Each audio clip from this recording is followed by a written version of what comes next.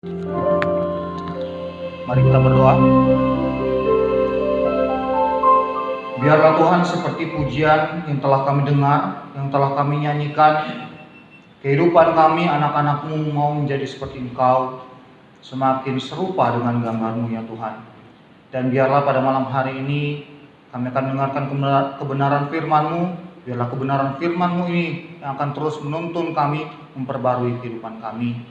Namun sebelum itu Tuhan, kami minta kelayakan daripada Tuhan kepada setiap kami, agar supaya firman-Mu yang kudus ini bisa tinggal dalam setiap hati dan pikiran kami, sehingga setiap kehidupan kami layak menerima kebenaran firman-Mu. Hamba-Mu yang akan menyampaikan firman-Mu, biarlah Kau rapi hamba-Mu ya Tuhan. Setiap perkataan yang hamba-Mu keluarkan, biarlah itu semua seturut dan sehendak dengan kemauan Tuhan saja. Terpujilah nama-Mu ya Tuhan. Kami serahkan waktu pemberitaan firman Tuhan ini ke dalam tangan pengasihan Tuhan. Dalam nama Tuhan Yesus, Juru Selamat kami yang hidup, kami berdoa dan bersyukur. Amin. Shalom Bapak Ibu yang kasih oleh Tuhan. Selamat malam, kita bersyukur kepada Tuhan. Malam hari ini kita diberikan satu kesempatan lagi oleh Tuhan untuk bisa bersama-sama beribadah di tempat ini. Mari saya mengajak kita semua untuk membuka Alkitab kita dari Kitab Bilangan. Kitab Bilangan pasal 11 ayat yang pertama hingga ayat yang ke-35. Bagian ini cukup panjang, jadi saya harap Bapak Ibu Saudara sekalian bisa memperhatikannya dan bisa menyimaknya, dan ketika membaca setiap bagian demi bagian dari kitab ini, kita bisa mengerti, kita mempunyai bayangan bagaimana kisah yang termuat dalam Bilangan pasal 11. Sekali lagi, Kitab Bilangan pasal 11 ayat 1 sampai ayat yang ke-35 kita akan baca secara bergantian. Saya membacakan ayat yang ganjil, Bapak Ibu membacakan ayat yang genap, dan pada ayat yang terakhir kita membacanya bersama-sama. Bilangan 11 ayat 1 sampai 35. Lembaga Indonesia memberikan judul perikop yang pertama, Api Tuhan. Pada suatu kali bangsa itu bersungut-sungut di hadapan Tuhan tentang nasib buruk mereka, dan ketika Tuhan mendengarnya, bangkitlah murkanya. Kemudian menyalalah api Tuhan di antara mereka dan merajalela di tepi tempat perkemahan.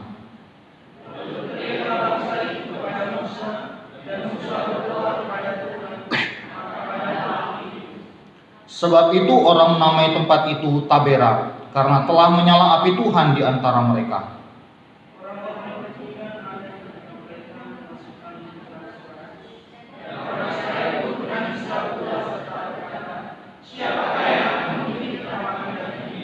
Kita teringat kepada ikan yang kita makan di Mesir dengan tidak bayar apa-apa, kepada mentimun dan semangka, bawang prei, bawang merah dan bawang putih.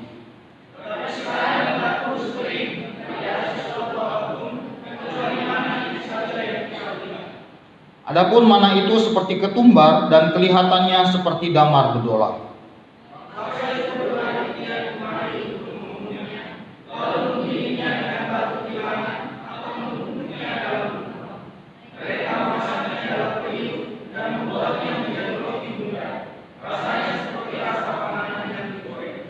Dan apabila embun turun di tempat perkemahan pada waktu malam, maka turunlah juga mana di situ.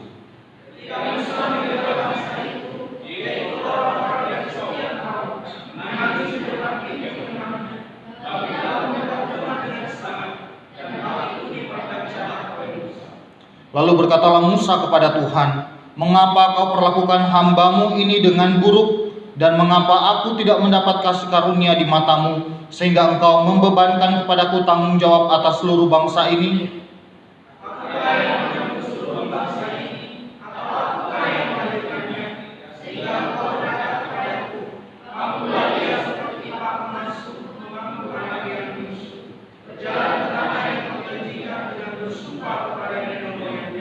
Dari manakah aku mengambil daging untuk berikan kepada seluruh bangsa ini? Sebab mereka menangis kepadaku dengan berkata, "Berilah kami daging untuk dimakan."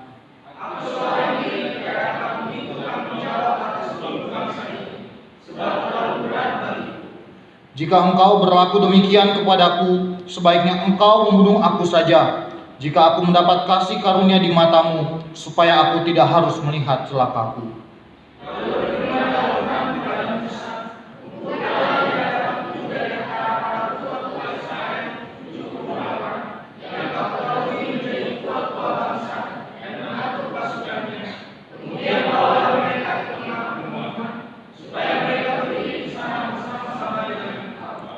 maka aku akan turun dan berbicara dengan engkau di sana. Lalu sebagian dari roh yang hingga padamu itu akan kuambil dan kutaruh atas mereka. Maka mereka bersama-sama dengan engkau akan memikul tanggung jawab atas bangsa itu. Jadi tidak usah lagi engkau seorang diri memikulnya.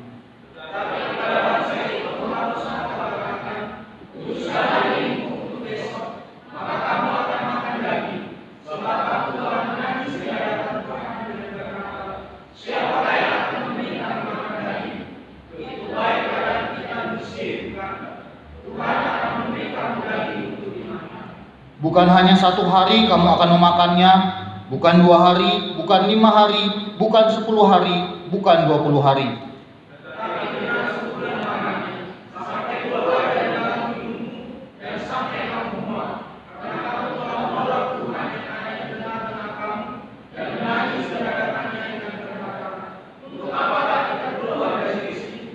Tetapi kata Musa, bangsa yang ada bersama aku ini berjumlah 600.000 orang berjalan kaki. Namun engkau berfirman, daging akan kuberikan kepada mereka, dan genap sebulan lamanya mereka akan memakannya.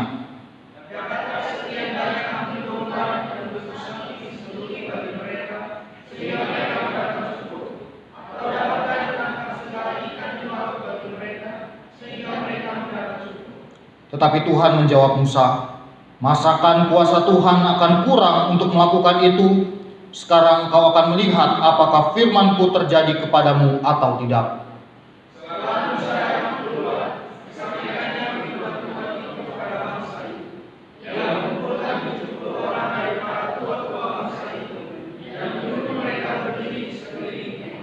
Lalu turunlah Tuhan dalam awan dan berbicara kepada Musa. Kemudian diambilnya sebagian dari roh yang hinggap padanya dan ditaruhnya atas ke-70 tua-tua itu. Ketika roh itu hinggap pada mereka, kepenuhanlah mereka seperti nabi, tetapi sesudah itu tidak lagi.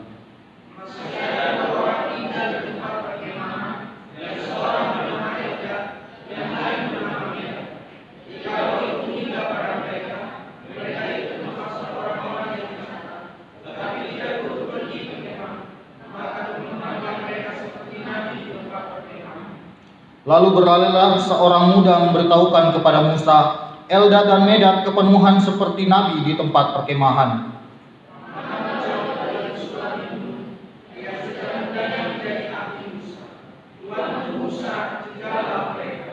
Tetapi Musa berkata kepadanya, apakah engkau begitu giat mendukung diriku? Kalau seluruh umat Tuhan menjadi nabi, oleh karena Tuhan memberi rohnya hinggap kepada mereka.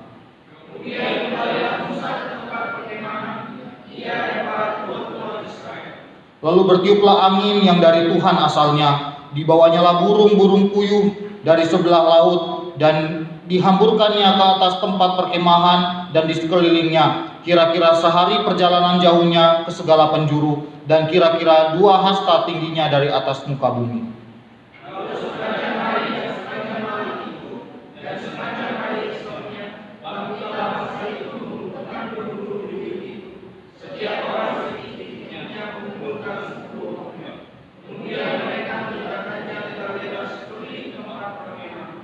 Selagi daging itu ada di mulut mereka, sebelum dikunyah, maka bangkitlah murka Tuhan terhadap bangsa itu, dan Tuhan memukul bangsa itu dengan suatu tulah yang sangat besar.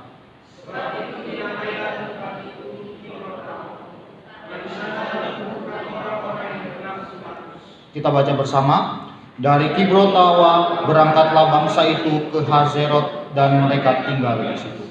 Bapak Ibu Saudara sekalian, saya harap ketika kita membaca bagian yang cukup panjang ini, kita bisa mengerti, kita bisa punya gambaran tentang bagaimana kisah perjalanan orang Israel. Bapak Ibu Saudara sekalian, tahun ini gereja kita punya satu tema, yaitu menjadi serupa dengan Kristus.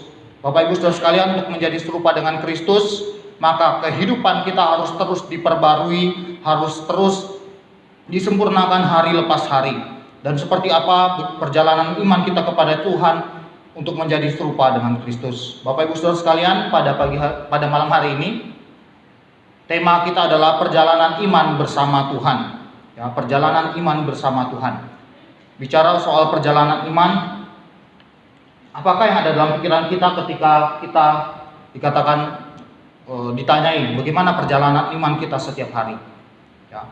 Bapak Ibu Saudara sekalian, bagi saya perjalanan iman adalah bagaimana ketika kita merasakan kehadiran Tuhan dalam setiap kehidupan kita, ketika kita merasakan bahwa Tuhan ada dan selalu terlibat dalam segala hal yang kita lakukan, ketika kita merasa bahwa Tuhan turut campur tangan dan bekerja dalam segala sesuatu, kita merasakan pertolongan Tuhan, mujizat Tuhan, berkat-berkat Tuhan, dan tuntunan Tuhan hari lepas hari.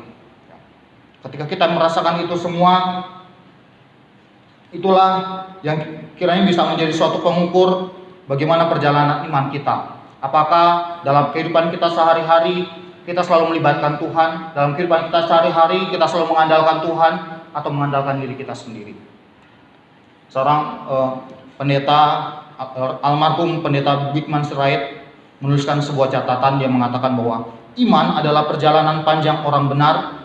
Orang percaya dari iman memimpin kepada iman. Orang benar akan hidup oleh iman. Tentu saja iman kepada Injil Yesus Kristus yang telah mati, bangkit dan naik ke surga. Itu tidak lebih dan tidak kurang. Iman tidak saja soal bagaimana orang bisa percaya, tapi juga terkait erat dengan persoalan hidup, dengan perjalanan, dan memandang hidup itu sendiri. Hidup benar menaati kehendak dan perintah Kristus, meneladani dan hidup seperti Kristus. Itulah hidup beriman.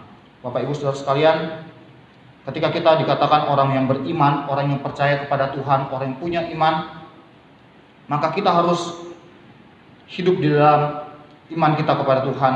Kita percaya bahwa Yesus adalah Allah yang telah datang ke dalam dunia untuk menebus kita. Dialah juru selamat kita. Bapak Ibu Saudara sekalian, kalau diberikan sebuah pertanyaan, bagaimanakah perjalanan iman kita selama ini? Mungkin di antara kita ada yang masih belasan tahun, ada yang masih puluhan tahun, ya, ada yang sudah puluhan tahun maksud saya. Ya.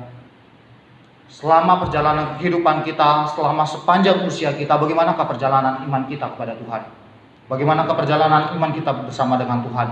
Apakah pertolongan Tuhan, tuntunan Tuhan, berkat-berkat Tuhan, dan keterlibatan Tuhan dalam kehidupan kita dapat kita rasakan, dapat kita mengerti dengan jelas, dapat kita mengerti dengan benar? Bapak Ibu Saudara sekalian, setiap kita mungkin dan pasti punya iman, punya perjalanan iman yang berbeda, benar ya? Setiap orang punya perjalanan iman yang berbeda. Tetapi tahukah kita bahwa kita perlu sadar bahwa kita tidak dapat menjalani kehidupan kita tanpa Tuhan. Sekali lagi, kita punya perjalanan iman yang berbeda-beda, tetapi kita perlu sadar kita tidak bisa jalani kehidupan kita tanpa Tuhan. Lalu bagaimana supaya kita bisa melibatkan Tuhan dalam kehidupan kita? Yaitu melalui pengajaran yang kita terima, melalui firman Tuhan yang kita dengarkan setiap hari, yang kita renungkan setiap hari. Itulah sebabnya Bapak Ibu Saudara sekalian, ketika Tuhan Yesus berpesan dalam amanat agung mengatakan, "Pergilah, jadikanlah semua bangsa muridku dan baptislah mereka dalam nama Allah Bapa, Putra dan Roh Kudus, dan ajarlah mereka." Ya, jadi bukan cuma sampai jadi orang percaya, tapi diajar, dituntun supaya mereka bisa hidup sesuai dengan yang dikehendaki oleh Tuhan. Bapak Ibu Saudara sekalian, setiap kita mungkin punya Alkitab, dan pasti punya Alkitab yang buku ataupun yang elektronik. Ya. Tulisan yang ada di dalamnya merupakan tulisan yang ditulis sudah sejak lama, tetapi tahukah kita bahwa firman Tuhan selalu relevan, selalu bisa diterapkan di zaman apapun, kepada siapapun, dan kapanpun waktunya itu.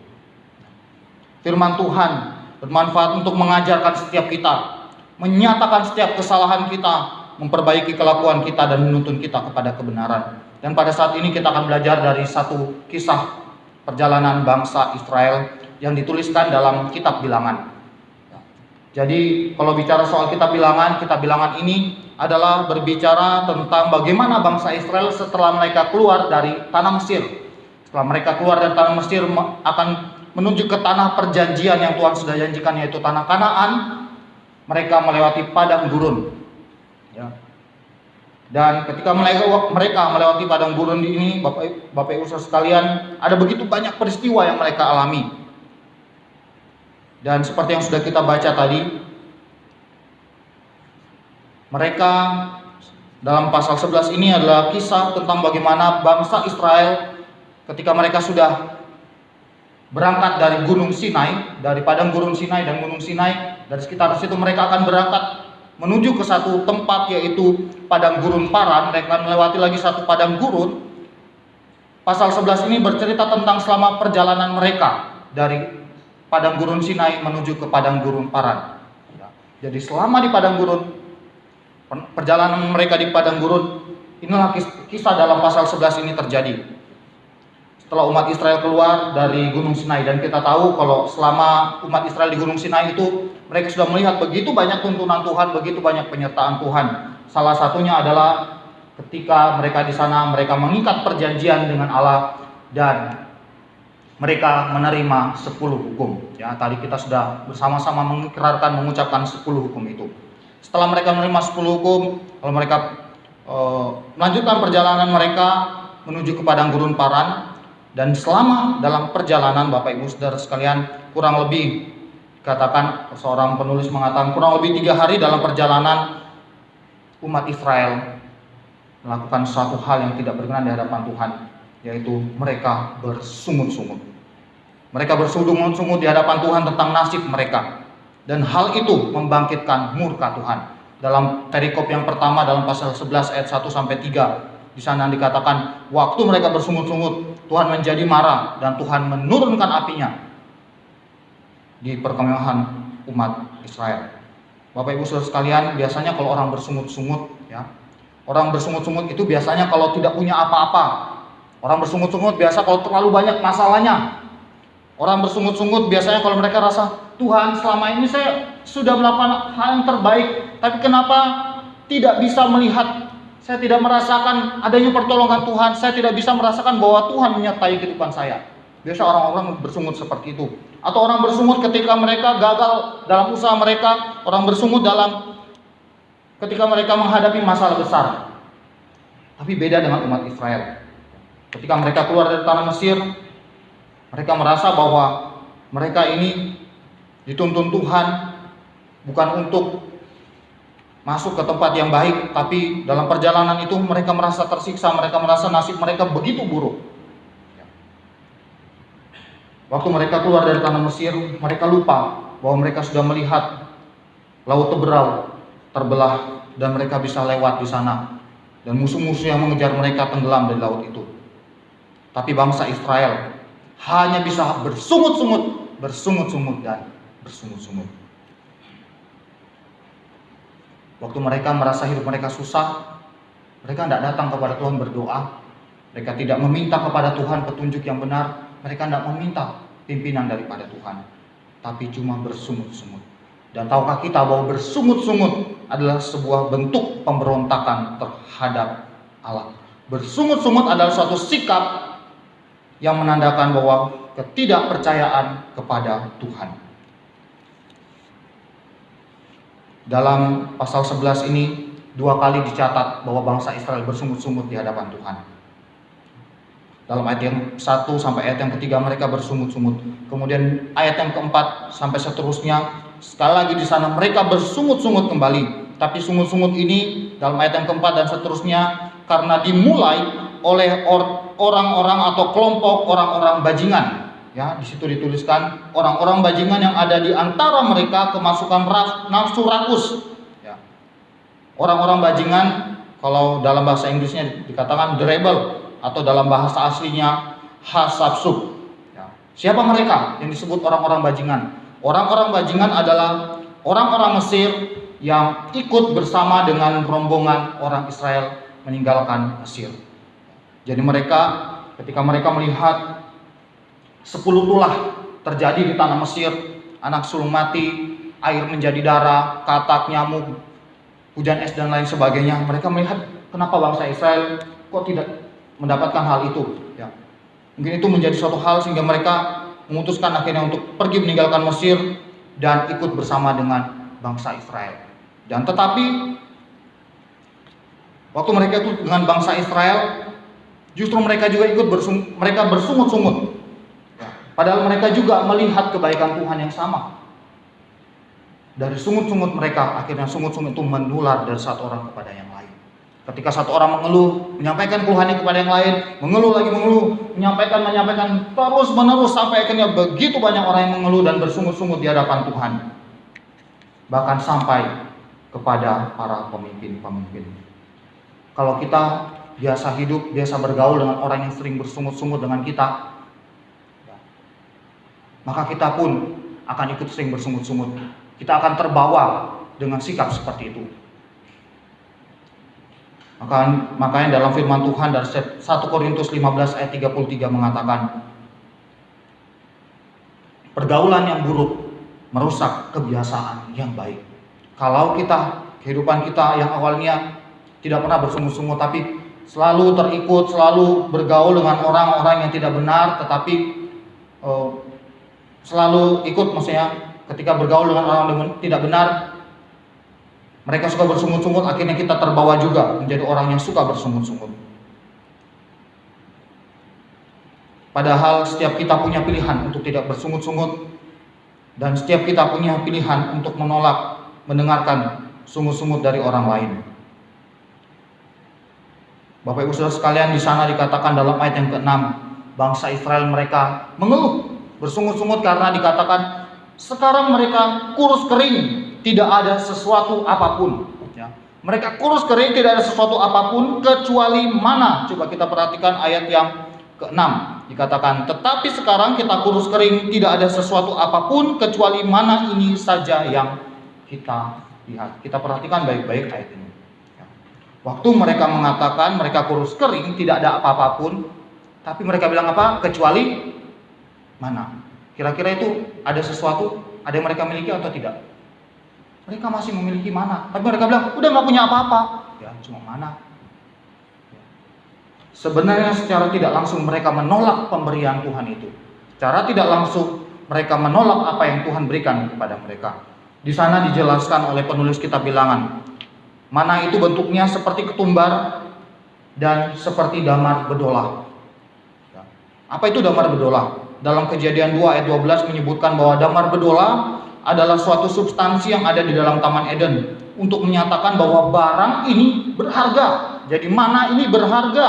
Berharganya apa? Disejajarkan dengan berharganya emas dan batu krisotas. Jadi mana yang Tuhan berikan itu adalah sesuatu hal yang berharga yang Tuhan berikan kepada mereka, seperti waktu Adam dan Hawa masih berada dalam Taman Eden. Dikatakan mereka setiap pagi mereka tinggal pergi, bangun, pungut mana yang ada, ya, yang kita baca tadi. Setiap pagi mereka tinggal pungut mana yang ada. Mereka tidak perlu membayar apa-apa. Ya, mereka membandingkan waktu mereka kerja, waktu mereka hidup di Mesir. Mereka bilang di Mesir kita bisa dapat ikan tanpa harus bayar apa-apa. Memang mereka mungkin tidak bayar, tapi waktu di Mesir mereka adalah budak. Ya, mereka di Mesir adalah budak dan mereka harus bekerja untuk Mesir. Baru mereka bisa dapatkan itu. Mereka lupa bahwa itu adalah pekerjaan mereka, adalah bentuk pembayaran terhadap ikan yang mereka terima. Sementara mana yang Tuhan berikan gratis. Mereka tinggal malam tinggal tidur, pagi tinggal bangun, tinggal ambil mana itu. Tidak perlu mereka malam nanam sesuatu atau bekerja untuk sesuatu baru paginya mereka terima mana. Tidak perlu. Mereka tinggal bangun, pungut mana itu. Ya. Kalau bosan, mana itu bisa dibuat dengan banyak hal, bisa divariasi pembuatannya. Ya, di situ dikatakan bisa digiling, bisa ditumbuk dan lain sebagainya. Tapi apa? Kenapa mereka melakukan hal ini? Ya, tetapi kenapa mereka tidak bersyukur? Ya, karena mereka dasarnya ada penulis yang mengatakan dasarnya otak mereka adalah otak budak. Ya, jadi mereka mau kehidupan mereka seperti yang dahulu terus, tidak mau berubah, tidak mau memandang ke depan. Bagaimana dengan kehidupan kita? Terkadang kehidupan kita merasa bahwa anugerah Tuhan tidak pernah kita lihat. Ya, jadi kalau bicara soal anugerah, berarti berbicara tentang sesuatu hal yang tidak layak kita terima, tapi diberikan kepada kita. Kadang-kadang kita lupa bahwa kehidupan kita, ketika kita ada masalah, kadang-kadang kita lupa bahwa ada Tuhan yang sanggup menolong kita, ada Tuhan yang sanggup menguatkan kita. Kadang-kadang kita hanya memikirkan diri sendiri, kita hanya mencari kesenangan diri sendiri, hanya mau memuaskan diri kita sendiri. Banyak hal yang terjadi dalam kehidupan kita, tetapi firman Tuhan mengajarkan, mengingatkan kepada kita bahwa segala perkara yang kita alami tidak pernah melebihi kekuatan kita. Dan apabila melebihi kekuatan kita, Tuhan akan buka jalan, memampukan kita untuk menghadapi setiap itu semua. Setiap kita harus sadar bahwa hidup kita tidak berarti apa-apa tanpa Tuhan. Dan Bapak Ibu Saudara sekalian, efek dari sungut-sungut bangsa Israel membuat pemimpin mereka, salah satu pemimpin besarnya yaitu Musa, juga akhirnya bersungut di hadapan Tuhan. Sebagai seorang pemimpin rohani bagi bangsa Israel, bukan hal yang mudah menuntun bangsa ini. Tadi kita baca ada berapa jumlahnya? Bangsa Israel yang berjalan kaki 600.000. Jadi berapa kali lipat kita yang ada di sini? Kita aja nggak sampai 60. 600.000 orang harus dipimpin oleh Musa. Dan mereka bersungut di hadapan Tuhan. Bukankah itu satu beban yang berat dipikul oleh Musa? Di sini kita melihat ada sungut-sungut dari bangsa Israel dan sungut-sungut dari Musa. Tetapi mari kita lihat apa yang Tuhan lakukan terhadap Musa ketika Musa merasa dirinya diperlakukan dengan buruk, ketika dia merasakan bahwa dia memikul berat beban dan tanggung jawab di pundaknya. Hal yang ini dirasakan oleh Musa, tetapi mari kita lihat apa yang Tuhan buat kepada Musa. Tuhan berikan satu solusi yang terbaik kepada Musa. Dalam ayat yang ke-16 dikatakan, di sana Tuhan memerintahkan Musa supaya mengumpulkan tua-tua bangsa atau orang-orang yang dituakan dalam bangsa itu, orang-orang yang mengerti, orang-orang yang sudah dipilih, dan orang-orang yang bisa mengatur pasukan yang ada di sana untuk membantu Musa mengurus bangsa yang besar itu. Tuhan memberi, kemudian dalam ayat yang ke-18 sampai 19, Tuhan memberikan janji bahwa mereka akan makan daging. Ya. Dan ayat yang ke-23 Tuhan menegaskan satu sifatnya yang tidak dimiliki oleh siapapun. Dalam ayat yang ke-23 dikatakan, masakan kuasa Tuhan kurang untuk melakukan hal itu? Sekarang engkau melihat apakah firman-Ku terjadi kepadamu atau tidak. Tuhan mengingatkan kembali kepada Musa. Ketika dia tidak mampu, ketika dia hadapi hal-hal yang besar, diingatkan bahwa Tuhan mampu melakukan hal itu. Tuhan mampu menolongnya, Tuhan mampu memberikan jalan terbaik baginya. Setelah itu Bapak Ibu Saudara sekalian, Musa memilih orang-orang yang tua-tua dari bangsa Israel untuk membantunya melakukan pekerjaan. Bapak Ibu Saudara sekalian, sedikit sharing, waktu saya di Makassar, jurusan conducting, jurusan paduan suara, saya tidak pernah melatih paduan suara seorang diri, gitu ya. Selalu ada orang-orang yang bantu, entah itu bantu iringi musiknya, bantu baca notnya, dan membantu untuk sharingkan apa yang harus dilakukan. Ya. Dan ketika ada orang yang membantu, ketika ada orang yang bersama-sama dengan kita mengerjakan hal itu, maka hal itu akan lebih mudah. Ya. Demikian juga dengan Musa, Bapak Ibu Saudara sekalian. Kita percaya ketika dia menangani bangsa ini bersama dengan orang-orang yang ada di sekitarnya, bersama dengan orang-orang yang Tuhan kirimkan untuk dia, maka dia akan sanggup, akan mampu untuk melakukan hal-hal yang besar. Orang-orang yang ada di sekitar kita bisa saja dipakai oleh Tuhan untuk menguatkan kita, untuk membimbing kita, untuk memberikan kita motivasi-motivasi yang baik. Selama kuliah, saya mendapatkan beberapa kakak mentor atau beberapa kakak rohani saya yang selalu mengingatkan, selalu mengajarkan, selalu memberikan semangat, dorongan, dan motivasi selama kuliah. Dan saya harap setiap kita juga demikian. Kita butuh orang-orang di sekitar kita yang bisa menguatkan kita. Karena dalam perjalanan iman kita tidak tahu apa yang akan ada di depan. Bisa jadi begitu banyak masalah besar kita terima, bisa jadi begitu banyak hal yang tidak sanggup kita pikul sendiri. Tapi kalau ada orang-orang di sekitar kita yang bisa membantu kita, lihatlah itu sebagai satu anugerah daripada Tuhan, sebagai satu bentuk Tuhan membukakan jalan bagi kehidupan kita untuk menguatkan kita. Dan kita melihat dalam dalam ayat-ayat selanjutnya, Tuhan bekerja dengan luar biasa. Dikatakan dalam ayat yang ke-31, Tuhan bertiuplah angin Tuhan dan dibawanya burung-burung puyuh dari sebelah laut dan dihamburkannya ke atas tempat perkemahan dan di sekelilingnya. kira-kira sehari perjalanan jauhnya ke segala penjuru, dan kira-kira 2 hasta tingginya dari atas bumi. Jadi Tuhan mengirimkan burung puyuh agar supaya mereka bisa makan daging dari burung ini, sehingga mereka tidak mengeluh lagi di hadapan Tuhan. Tetapi lihatlah ya, yang mereka lakukan, mereka bisa memungut, dan dikatakan di sana satu orang memungut kira-kira kurang lebih 10 homer ya, 10 homer. Tahukah kita berapa itu 10 homer? 10 homer setara dengan 3.600 liter. Ya, 3.600 liter. Jadi bayangkan kalau air galon itu berapa liter, ya dikalikan berapa. Begitu banyak yang mereka pungut, begitu banyak mereka ambil. Mereka ambil itu semua untuk apa? Bapak Ibu Saudara sekalian, kita perlu tahu bahwa dalam kelimpahan Tuhan menilai setiap kita. Apakah berkat yang Tuhan berikan kepada kita dipergunakan dengan baik atau tidak? Apakah semua yang Tuhan sudah percayakan kepada kita, kita gunakan dan kita kelola dengan baik atau tidak? Sungut-sungut membuat orang yang telah menerima berkat Tuhan menjadi tidak bersyukur. Tetapi mereka menggunakan setiap berkat Tuhan cuma untuk memuaskan diri mereka sendiri.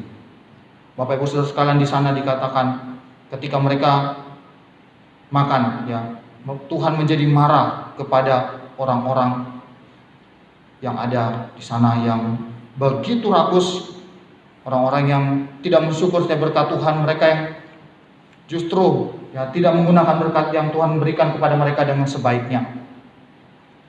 Dalam ayat yang selanjutnya di sana dikatakan bahwa dalam ayat yang 33 dikatakan, selagi daging itu ada dalam mulut mereka, sebelum dikunyah, maka bangkitlah murka Tuhan terhadap bangsa itu, dan Tuhan memukul bangsa itu dengan suatu tulah yang sangat besar. Tuhan menjadi marah karena mereka menjadi orang yang begitu rakus, orang yang begitu serakah. Sampai-sampai tempat itu mereka berikan sebuah nama, Kibrot Tawa. Karena di sanalah di sanalah dikuburkan orang-orang yang bernafsu rakus. Jadi supaya apa? Ketika orang melihat tempat itu, mereka teringat tentang peristiwa ini. Sama ketika kita kalau dari kota Makassar menuju ke Bone, ya, di sana ada sebuah, di terminal itu ada tulisan yang ada sebuah tugu, ada sebuah tulisan yang mengatakan kota kelahiran JK. Apa gunanya itu? Supaya orang-orang kalau mereka lihat, mereka baca, oh ini kota kelahiran JK, Yusuf Kala, yang pernah menjadi wakil presiden Indonesia. Ya, jadi demikian juga ketika orang-orang memberikan nama kepada kota itu, kepada tempat itu, Kibrotawa, supaya orang-orang ingat bahwa di sana telah dikuburkan orang-orang yang bernafsu rakus, menjadi penanda agar supaya tidak terulang lagi. Dan apabila orang melintas, mereka akan ingat bahwa Tuhan pernah melakukan sesuatu kepada orang-orang yang tidak berkenan di hadapannya. Bapak Ibu Saudara sekalian, perjalanan iman kita bersama dengan Tuhan tidaklah mudah. Mulai dari yang paling mudah, anak-anak sekolah, orang-orang yang sudah kuliah, orang-orang yang sudah bekerja, orang-orang yang sudah punya anak dan cucu. Setiap kita punya pergumulan yang berbeda-beda.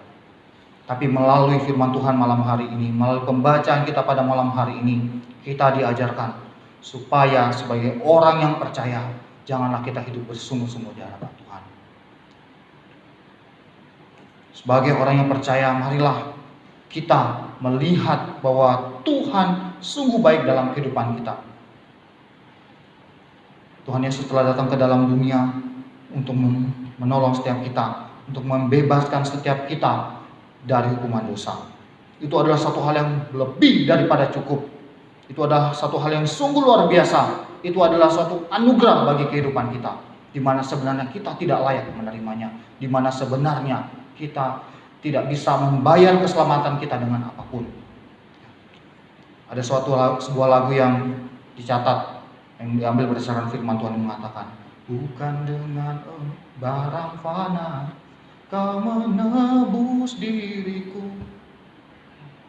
oleh senang kasih dan pengorbananmu.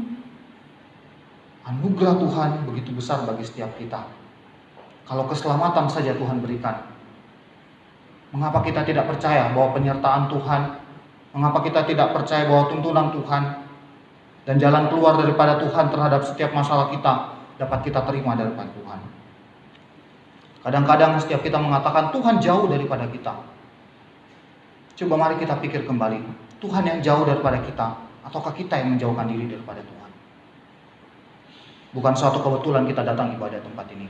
Bukan suatu kebetulan anak-anak SMP mempersembahkan pujian. Supaya apa? Supaya setiap kita ketika kita dengar firman Tuhan, kita ingat. Kita diajarkan agar supaya kita tidak bersungut-sungut di hadapan Tuhan. Meskipun banyak tantangan, meskipun banyak rintangan yang kita hadapi di depan sana, kita ingat bahwa Tuhan tetap membuka tangannya untuk menolong setiap kita. Tuhan akan tetap menyertai setiap kehidupan orang yang percaya. Buktinya apa? Bangsa Israel tetap bisa masuk sampai kepada tanah perjanjian yang Tuhan berikan. Asalkan apa? Mereka setia kepada perintah Tuhan. Setiap kita yang sudah menerima anugerah keselamatan daripada Tuhan, mari kita tetap melakukannya dengan setia, melakukannya dengan mata yang tertuju kepada Tuhan. Seperti pujian yang dikatakan tadi. Biarlah firman Tuhan ini boleh mengubahkan hati kita menjadi hati yang benar-benar rindu menyenangkan hati Tuhan. Biarlah firman Tuhan pada malam hari ini boleh mengingatkan setiap orang percaya, setiap kita yang hadir, agar supaya kita tidak hidup bersungut-sungut di hadapan Tuhan. Ketika ada masalah, mari kita datang kepada Tuhan. Dan kita percaya bahwa Tuhan sanggup menolong dan memampukan setiap kehidupan kita. Sehingga perjalanan iman kita bisa kita lakukan, bisa kita ingat bahwa ada Tuhan yang selalu beserta dengan setiap kehidupan kita. Mari kita tundukkan kepala, kita renungkan setiap firman Tuhan yang kita dengarkan. Bagaimanakah selama ini kita hidup sebagai orang percaya? Dari masa muda kita sampai pada saat ini. Apakah perjalanan iman kita benar-benar kita lakukan bersama dengan Tuhan? Ataukah perjalanan iman kita justru menyakiti hati Tuhan, justru kita tidak hidup di dalam Tuhan?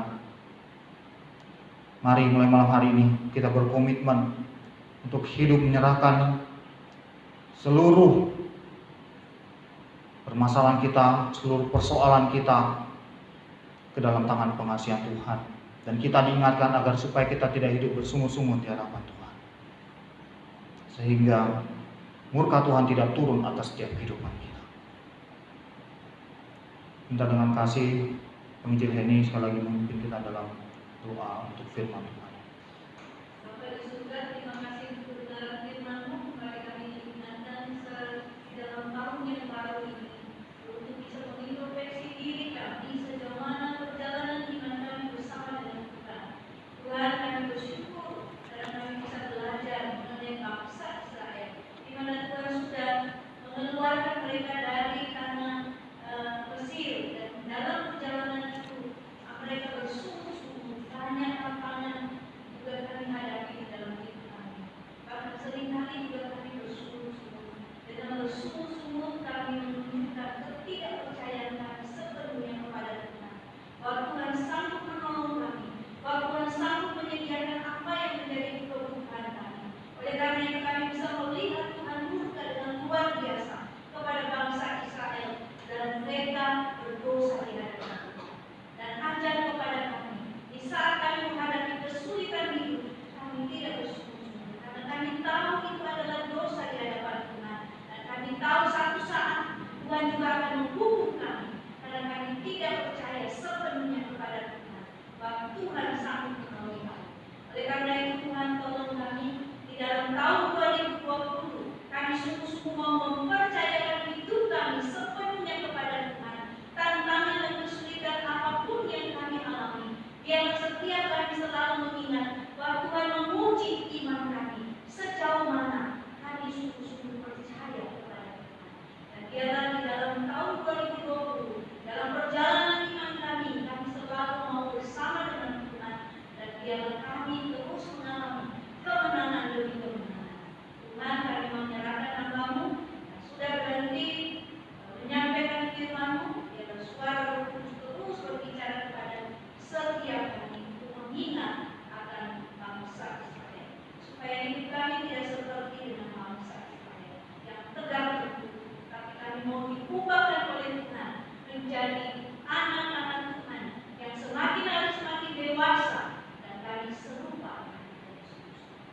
hambamu dalam perjalanan pelayanan hidup kami ini.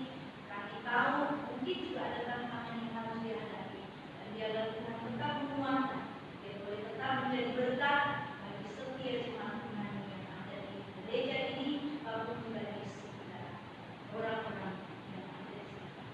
Terima kasih Tuhan. Dalam nama Yesus kami berdoa.